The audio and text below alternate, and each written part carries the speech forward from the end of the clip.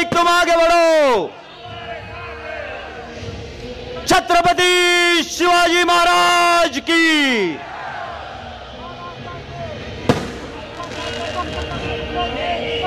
माननीय पक्ष प्रमुख आदरणीय उद्धवजी ठाकरे साहेब, त्यांचे सोबत खासदार विनायकजी राऊत साहेब,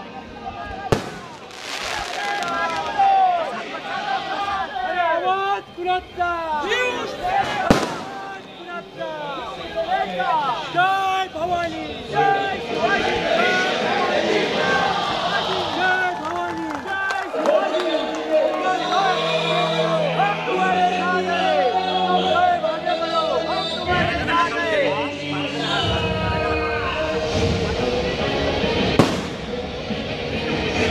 आदरणीय पक्ष प्रमुख माननीय उद्धवजी ठाकरे साहेबांना विनंती आहे की त्यांनी शिवप्रतिमेला पुष्पहार अर्पण करून या सभेचा आरंभ करावा।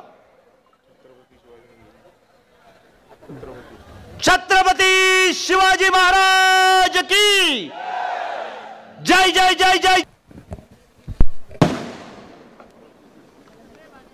मी आदरणीय उद्धव साहेबांना विनंती करतो आपल्याला संबोधित करण्यासाठी।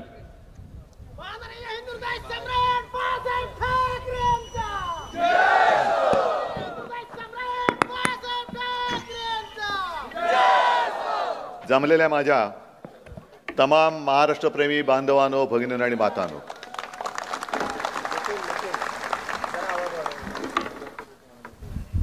सर्वात आधी मी आपल्याला सर्वांना खास धन्यवाद देतोय, कारण आज तुळशीचं लग्न आहे। संध्याकाळची वेळ झाली तरी सुद्धा तुम्ही केवळ आणि केवळ शिवसेनेच्या प्रेमासाठी आपल्या सभेला आलात। तुम्हाला मी लाख लाख धन्यवाद देतोय। लोकसभा झाली, आता विधानसभा। लोकसभेमध्ये आपण थोडे कमी पडलो आणि साहजिकच आहे की कोकण मधला पराभव हा माझ्या हृदयाला चटका लावून गेलेला आहे, कारण कोकण म्हणजे शिवसेना, शिवसेना म्हणजेच कोकण।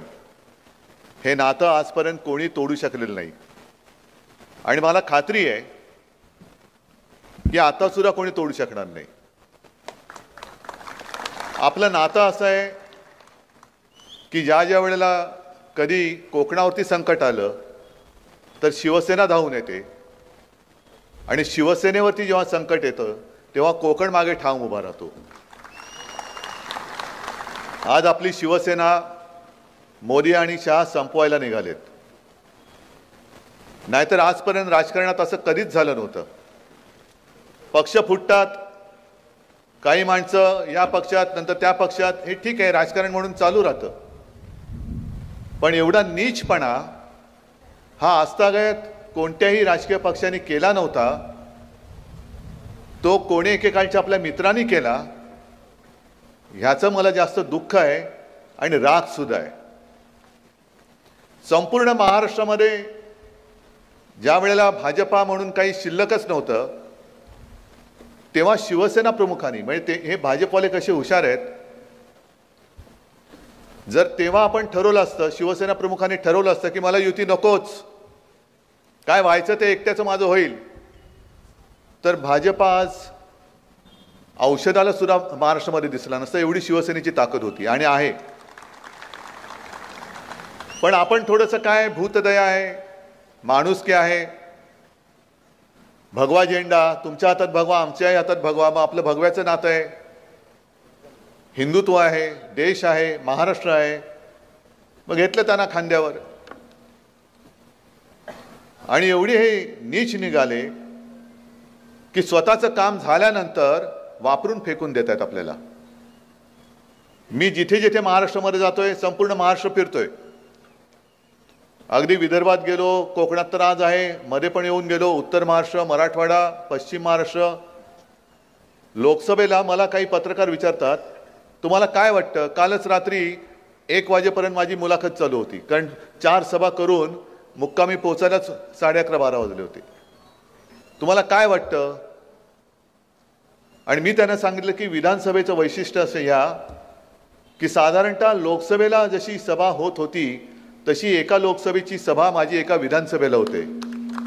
प्रचंड मोठ्या सभा होत आहेत. म्हणजे मला असं बोलताना जाणवत नाही आता सुद्धा गर्दी कुठपर्यंत गेले.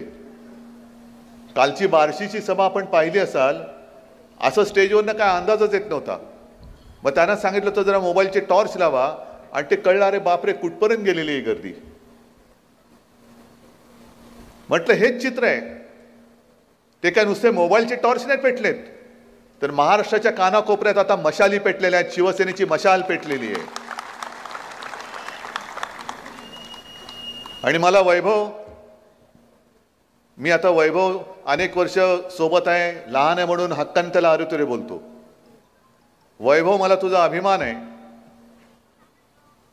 कारण तुला सुद्धा 50 काय आणखीन खोके मिळाले असते, पण तू हटला नाहीस, वाकला नाहीस, बदला नाहीस. आणि मुख्य म्हणजे मेंढ्यांप्रमाणे मोदीशांचा लाचार झाला नाहीस. मला तुझा अभिमान आहे. आणि विनायक राऊत पण तसेच आहेत. कारण खासदार पण आपले गेले होते, विकले, पण विनायक राऊत नाही गेले. इथे बसलेले सगळेच, मग भाई गोवेकर काय सगळेच, आता उपरकर पण परत आले, राजन तेली परत आले. सगळी जुनी शिवसेना ही परत उभी राहते. आणि इथे मला जे आव्हान दिलं गेलं, येऊन रस्त्याने जाऊन दाखवा, मी त्यांना सांगतोय नशिबाने दिले, घरी बसून नीट खा. उगाच मध्ये आला तर वेडं वाकडवून खाण्यात काही अर्थ नाहीये. कारण आडवा आला तर आडवच करू. तेवढी ताकद हिंमत ही शिवसेनेत आहेच. पण मुळात प्रश्न हा तुम्हाला आहे. हा नुसता आपला आमदार उमेदवार वैभव त्याचं नाव आहे म्हणून वैभव नाही मी म्हणत. तुम्हाला सगळ्यांना कोकणचं वैभव जपायचं की नाही हा प्रश्न मी तुम्हाला करतोय. तुम्हाला कोकणचं वैभव हवंय की नकोय? का पुन्हा सगळं गुंडापुंडांचं राज्य पाहिजे? मग ती सगळी जुना काळ जो होता, मग कुठून सुरुवात करायची? श्रीधर नाईक, रमेश गोवेकर, सत्यविजय भिसे, अंकुश राणे. मग एखादी टीव्हीची मालिका असते की माणसं काय होतंय कसं होतंय माहित नाही, रमेश गोवेकर गायब, कुठे गेला, हवेत अदृश्य. हत्या होत आहेत, कोणी केल्या माहिती नाही.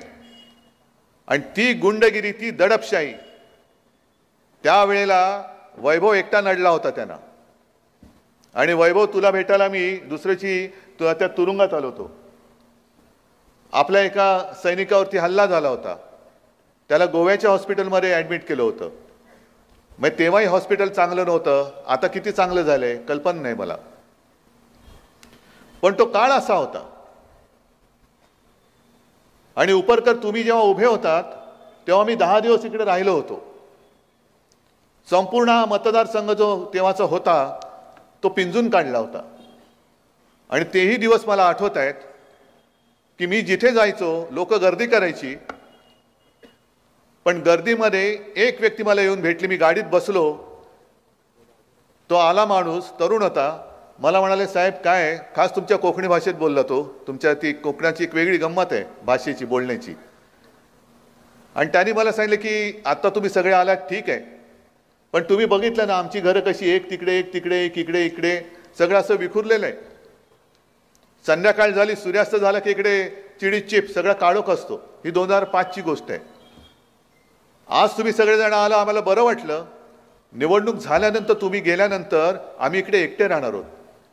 आणि यांची दहशत एवढी आहे, आमच्या मुली बाळी रात्री अपरात्री किंवा संध्याकाळच्या वेळेला एकट्या येणं जाणं करायचं म्हटलं तर हे काय करतील सांगता येत नाही.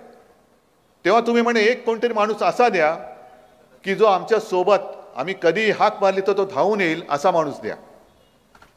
आणि ती परिस्थिती बघितल्यानंतर ते आव्हान विनायक राऊत यांनी स्वीकारलं. येऊन राहिले, तुम्ही खासदार म्हणून निवडून दिलं. या वेळेला नेमकं काय कुठे चुकलं हा विचार माझ्यापेक्षा आपण सगळ्यांनी केला पाहिजे की नको तो धोंडा पुन्हा का उरावरती घेतलात. पुन्हा तुम्हाला दादागिरी गुंडगिरी म्हणजे मला मोदींना मी मगाच्या सभेत सुद्धा बोललो की मोदींना इकडे मुद्दामून प्रचाराला बोलवायचंय, याच इकडे या व्यासपीठावरती बोलू आपण. या चॅनलमधनं मी त्यांना आमंत्रण देतोय, मोदीजी जरा आप यहाँ आइए. कारण तुम्ही जो लोकसभा निवडणुकीमध्ये कंठशोष करत होता, परिवारवाद परिवारवाद घराणेशाही, म्हणजे शिवसेना प्रमुखांनंतर शिवसेना प्रमुखांच्या पुत्राने जर शिवसेना त्यांनी शिवसेना प्रमुखांनी मला दिली, मोदीजी तुमचं काय जातंय, कोण आहात तुम्ही? हा पक्ष हा माझ्या वडिलांनी स्थापन केलाय. तेव्हा तुम्ही कुठे होतात? हिमालयात होतात का विंध्य पर्वतात होतात मला नाही माहिती.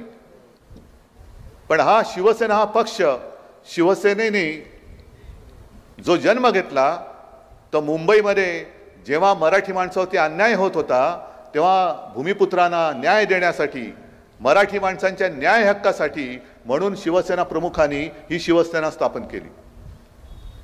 आणि तिचं नेतृत्व जर शिवसैनिकांनी माझ्याकडे दिलं असेल, शिवसेना प्रमुखांनी त्याला संमती दिली असेल, तर तुम्ही चोंबडेपणा करणारे कोण? मग तुम्हाला शिवसेना प्रमुखांची घराणेशाही चालत नाही. परिवारवाद परिवारवाद. मग इकडे तुम्ही जे काही करता आहात, बाप डोक्यावर आणि पोरं खांद्यावर. मग डोक्यावरती बाप बसलाय, या खांद्यावर एक कार्ट, दुसऱ्या खांद्यावर दुसरा कार्ट. इसको क्या कहेंगे? मग तुम्हाला हिंदुत्व मानणारी, तुम्हाला संकटात साथ देणारी शिवसेना आणि शिवसेना प्रमुख, त्या शिवसेना प्रमुखांची घराणेशाही नाही चालत. पण माझ्या कोकणावरती गुंडागर्दी करणारे, जोर जबरदस्ती करणारी घराणेशाही चालते. एवढे तुम्ही खाली उतरलात, मग कशाला तुम्ही बसलात तिकडे? हे आमचं हिंदुत्व नाहीये. मी जसं प्रत्येक सभेत सांगतो तसं याही सभेत सांगतो की मी भाजपला लाथ घातले, हिंदुत्व नाही सोडलं आणि कदापि सोडू शकत नाही, मी सोडणार नाही. आणि परत मी मुद्दामून त्यांना सांगतो, कारण त्यांचं तेच टायर सुरू आहे अजूनही की काँग्रेस के साथ गए आहेत ना. काँग्रेस माझ्या सोबत आहे, राष्ट्रवादी माझ्या सोबत आहे, अनेक मित्रपक्ष आमच्या सोबत आहे. कारण तुमची हुकुमशाही गाडायला म्हणून आम्ही एकत्र आलेलो आहोत. आम्हाला हुकुमशाही नकोय, आम्हाला शिवशाही पाहिजे म्हणून आम्ही एकत्र आलेलो आहोत.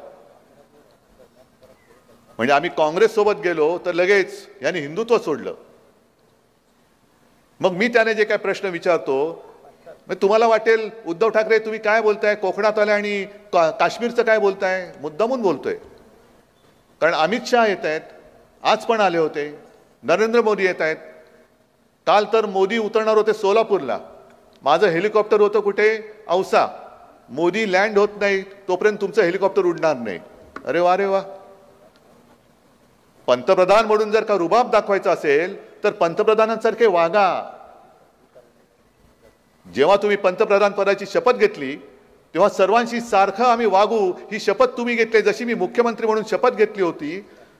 आणि माझ्या 2.5 वर्षाच्या काळात मी कोणी सांगावं मी भेदभाव केला आणि भेदभावाने मी वागलो, कोणी सांगावं? कारण ती घटनेची शपथ आहे. जो न्याय मला आहे, जो कायदा मला लागतो, तोच कायदा मोदींना सुद्धा लागला पाहिजे. आणि जर पंतप्रधान तुम्ही असाल तर कोणत्याही एका पक्षाच्या उमेदवाराच्या प्रचाराला देशाचा पंतप्रधान येता कामा नये, हे सुद्धा आता कायदा करायला पाहिजे. कारण जशी तुमच्यासाठी भाड्याने आणलेली माणसं गरीब माणसं होती, त्यांचा काही दोष नाही, ही थांबली होती, तशीच माझ्यासाठी सुद्धा माझी जीवाभावाची माणसं ही थांबतात. आणि जोपर्यंत माझं हेलिकॉप्टर उडत नाही तोपर्यंत कधी, म्हणजे मी परवा 40गावला गेलो होतो, पोहोचेपर्यंत 6:30-7 वाजले. दुपारी 2 वाजल्यापासून लोक बसली होती, तुफान गर्दी होती. 2 वाजल्यापासून बसले उन्हात. मग तुम्ही मला का अडवता? आणि अमित शहांचं मी तुम्हाला जे सांगत होतो की उद्धवजी आप जवाब दीजिए. काय द्यायचा जवाब? की 370 कलम जे काढलं त्याला विरोध करणाऱ्यांबरोबर तुम्ही बसलात. पण अमित शहाजी 370 कलम काढताना शिवसेनेने तुम्हाला पूर्ण पाठिंबा दिला होता आणि त्या काढल्याबद्दल तुमचं कौतुक तेव्हाही केलं होतं, मी आज पण करतो. 370 कलम हे काश्मीरसाठी महत्वाचं आहेच, देशासाठी आहेच. काश्मीर हा आपल्या देशाचा माझ्या देशाचा अविभाज्य भाग आहे हे मान्यच आहे आम्हाला आणि तो पाहिजेच. पण 370 कलम काढलं ते लोकसभेसाठी ठीक आहे, कोकणामध्ये येऊन तुम्ही त्याचं काय कौतुक सांगताय? मराठवाड्यामध्ये मी फिरलो, विदर्भामध्ये फिरलोय, शेतकरी संतापलेत नुसते, कारण सोयाबीनला भाव नाहीये, कापसाला भाव नाही, डाळीला भाव नाही, काय संपूर्ण वाताहत झालेली आहे. आणि त्या शेतकऱ्याने जे आशेने तुमच्याकडे बघतायत की काहीतरी तुम्ही द्याल, पण तुमची ती आयात निर्यात धोरणं अशी तुम्ही आखता की आता कांद्याचे भाव पडायला लागलेले आहेत. आणि तो तुमच्याकडे बघतोय की माझ्या सोयाबीनला हमी भाव कधी देणार. आज त्या शेतकऱ्यांना माझ्या या चॅनलच्या माध्यमातून सांगतोय, मराठवाडा आणि विदर्भाच्या, की तुम्ही सोयाबीन विकण्याची घाई करू नका. आपलं सरकार येतंय. आपलं सरकार आल्यानंतर मी तुम्हाला वचन देतोय की हमी भावाने शासन तुमचं सोयाबीन खरेदी करेल. पण हे वचन मी देतोय. हे वचन ना मोदी देत, ना अमित शहा देत. मिंदे बिंदे तर सोडूनच त्यांचे चिंध्याच झालेले आहेत. मग 370 कलम काढलं. अहो, सोयाबीनच्या हमी भावाचं काय? कापूस खरेदी कधी होणार? अरे मी 370 कलम काढलं ना. दुधाला भाव नाही, 370 कलम काढलं की. महिला सुरक्षित नाही, 370 कलम काढलं. काय करायचं इकडे त्या कलमाचं?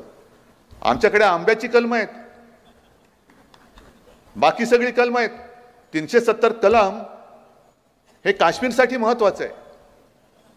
आणि मुद्दा म्हणून मी त्यांना सांगतोय की जेव्हा, हे मी परत परत बहुतेक प्रत्येक सभेत सांगतोय, की जेव्हा या देशाला अमित शहा आणि नरेंद्र मोदी या नावाची दोन माणसं या भूतलावरती अस्तित्वात आहे हे कोणालाही माहीत नव्हतं.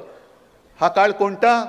जेव्हा काश्मीरमध्ये स्वतःच्या घरात हिंदू पंडितांवरती अत्याचार होत होता, तो काळ आहे.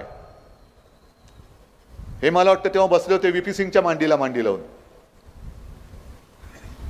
ना तेव्हा मोदी धावून आले, ना अमित शहा धावून गेले.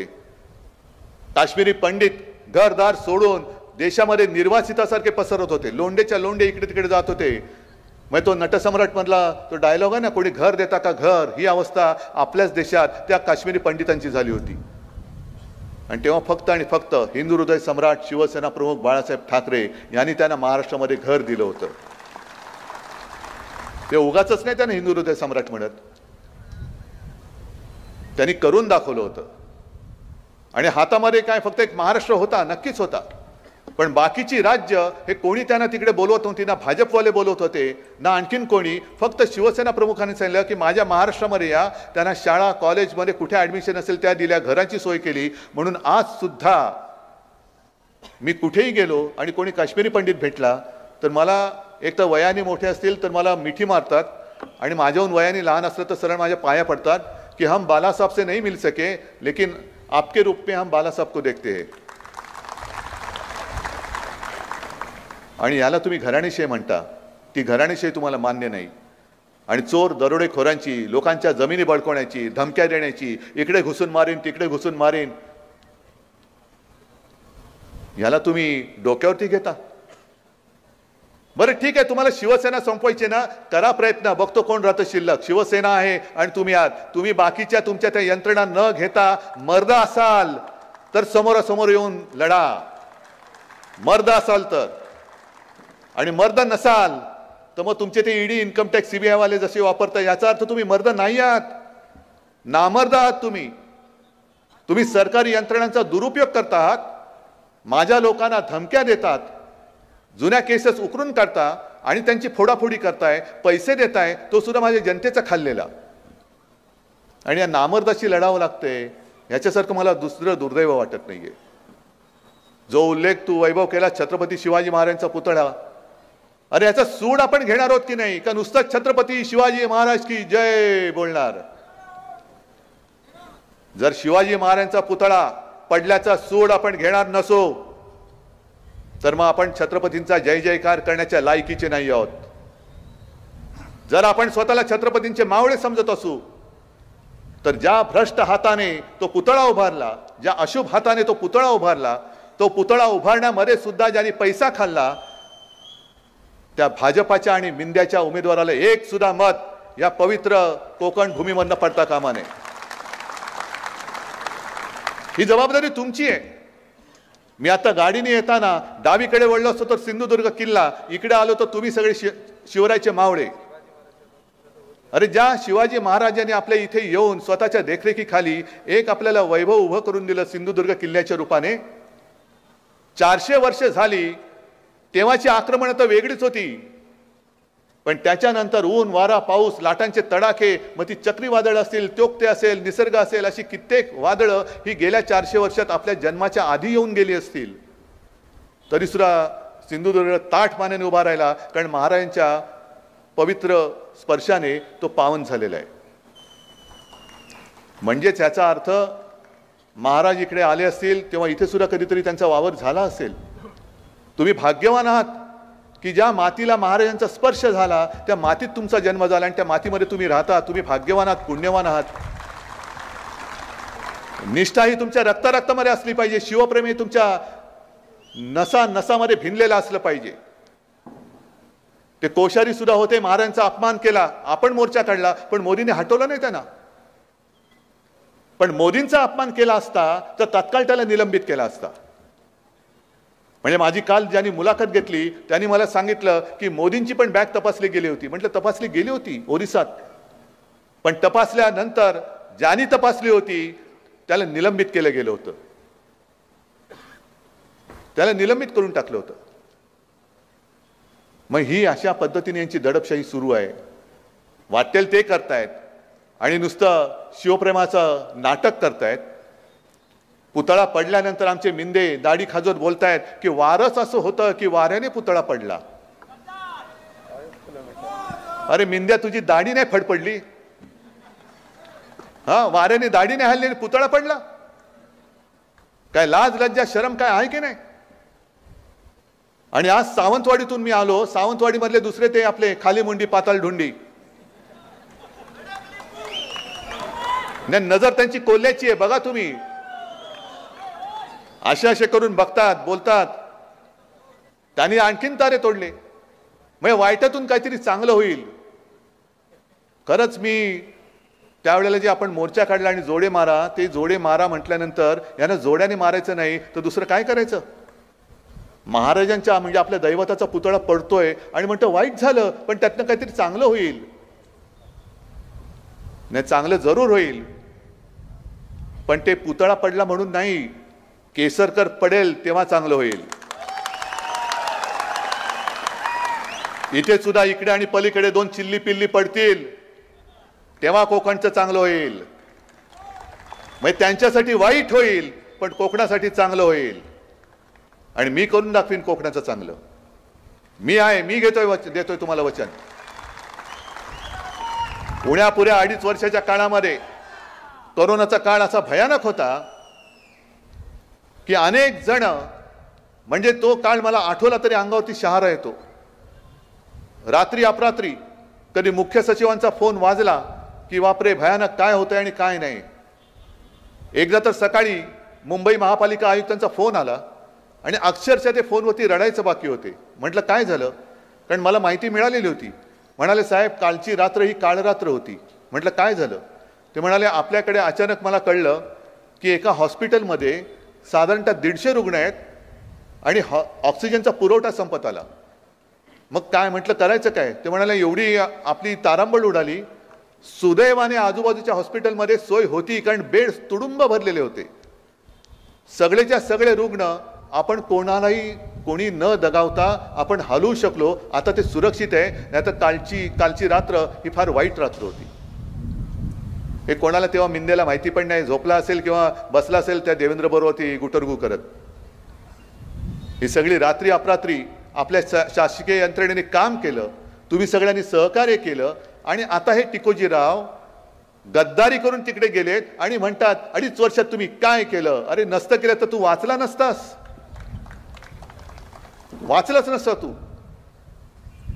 आणि अजूनही सुधरत नाहीये आरोग्य व्यवस्था. त्या आणीबाणीच्या काळात सुद्धा, आणीबाणी म्हणजे कोरोनाची जी आपण वाढवली होती, एका गोष्टीचं मला नक्कीच समाधान आहे की जगामध्ये चीननी 15 दिवसामध्ये फील्ड हॉस्पिटल उभं करून दाखवलं आणि त्याच्यानंतर अख्ख्या जगामध्ये आपली मुंबई असेल, जिने 15 ते 17 दिवसात दुसरं फील्ड हॉस्पिटल उभं करून दाखवलं.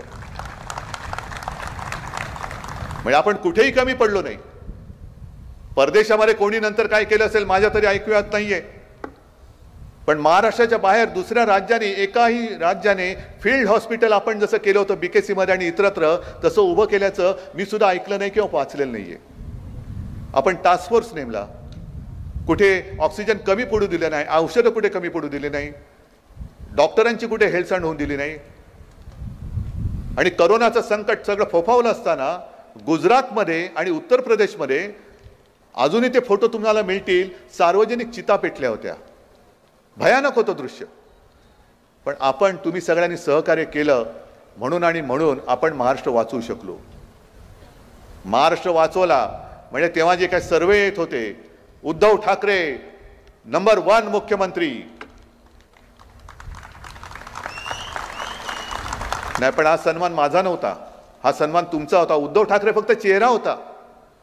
कारण तुम्ही जर मी जे सांगत गेलो होतो ते तुम्ही ऐकलं नसतं तर मी महाराष्ट्र काही करू शकत नव्हतो. पण मला अभिमान याचा आहे की एखाद्या कुटुंबा प्रमुखाप्रमाणे तुम्ही जे मी सांगत गेलो, घरी राहता तुम्ही घरी राहिलात, लॉकडाऊन तर लॉकडाऊन. आणि तेव्हा भाजपवाल्याने तेव्हा होते ना महामहिम कोश्यारी, काय म्हणजे करोनाच्या काळात सुद्धा पैसे खात होते. आणि मला पत्र लिहिलं होतं की तुम्ही, माझ्याकडे काही माणसांनी पत्र दिलेले आहे, ती पत्र मी तुम्हाला देतो आहे, तुम्ही ताबडतोब सर्व प्रार्थना स्थळ उघडा. आणि तुम्हाला असा काही साक्षात्कार होतो का वगैरे वगैरे वगैरे लिहिलं होतं. मग म्हटलं कोणी एवढी लोक भेटलेत तरी कोण, तर इन 3 माणसं आणि ते तिन्हीच्या तिन्ही भाजपडे. म्हणजे तिथे सुद्धा तुम्ही घोळ घालत होतात. तिथे सुद्धा तुम्हाला सगळं उघडं करून महाराष्ट्राचा गुजरात किंवा उत्तर प्रदेश तिकडे करायचा होता. करोनाने बळी गेले तरी चालतील पण सगळं उघडा. ही अशी घाणेरडी नीच औलाद आणि ही आपल्यावरती राज्य करते. अमित शहानी जे आज दुपारी भाषणामध्ये बोलले की उद्धव ठाकरे म्हणजे आपल्या सरकारने विकासाला स्थगिती दिली.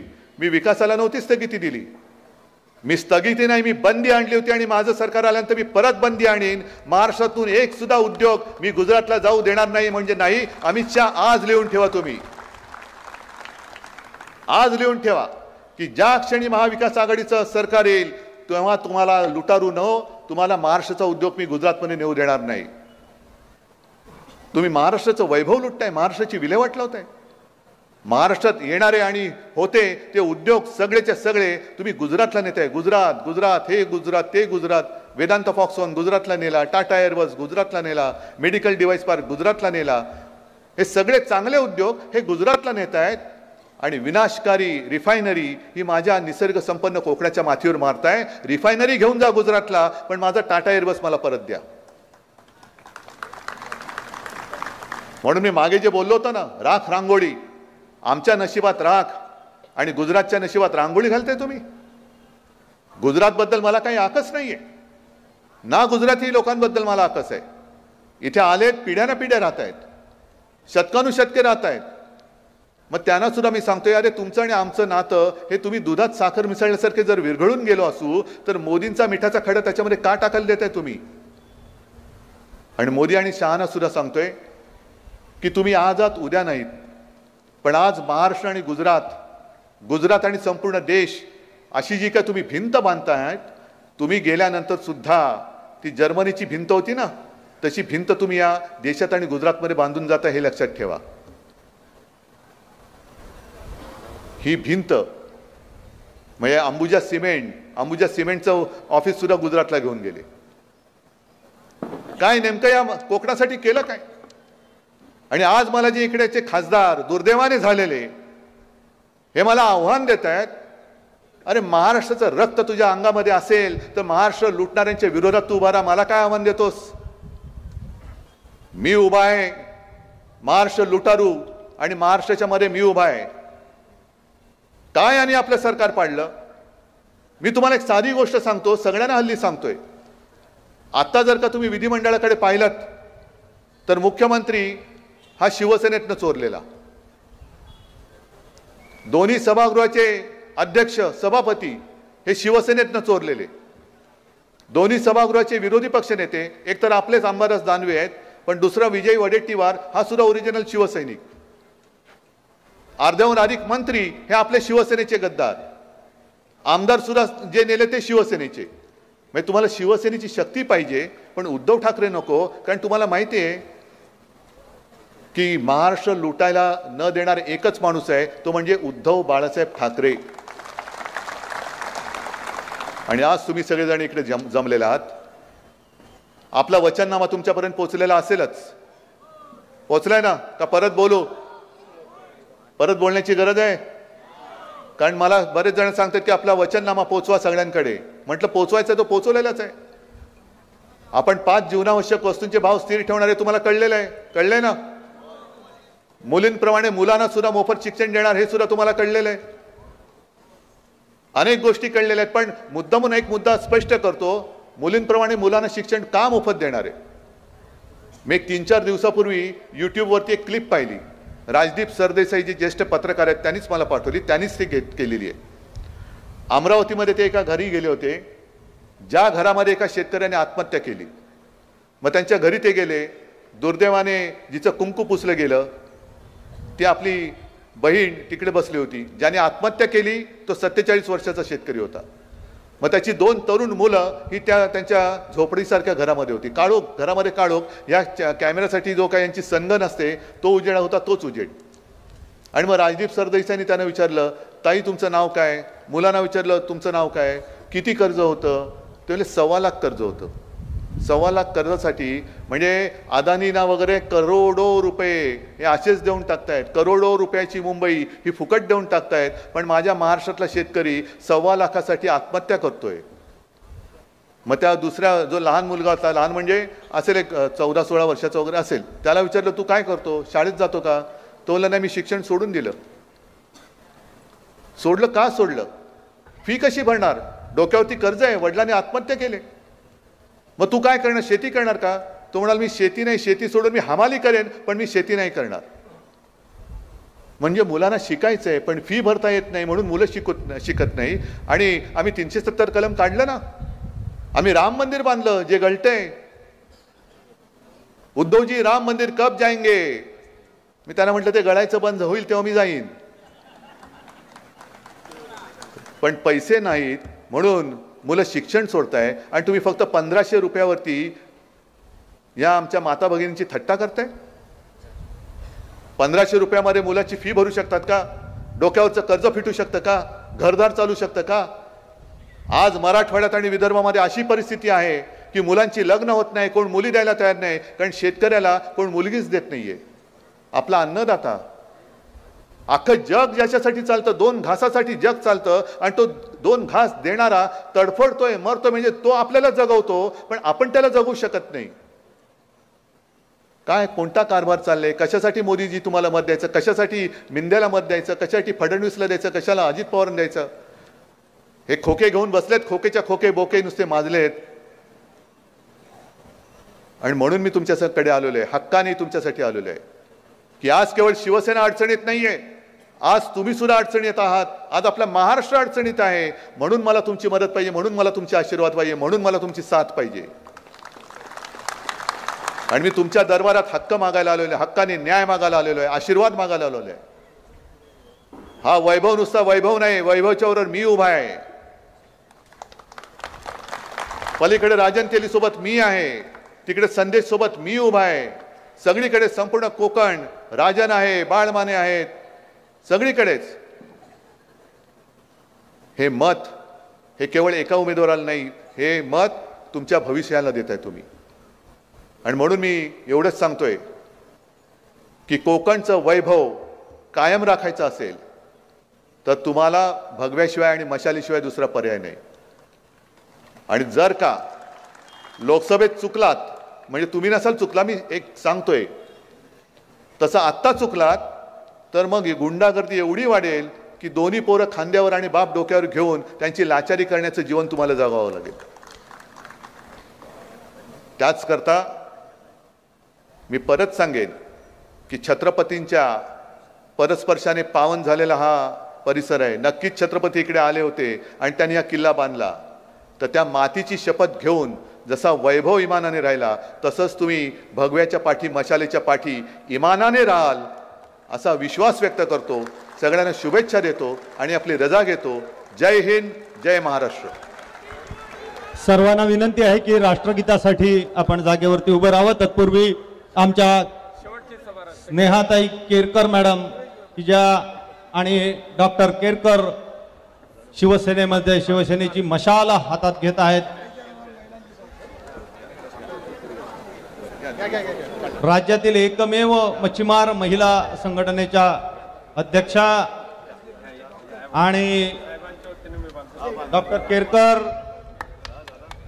ग्रामपंचायत सदस्य तारकर्ली यांचं स्वागत. सर्वांचे आभार. राष्ट्रगीत घे रे. हो, यानंतर सर्वांनी जागेवरती उभं राहा.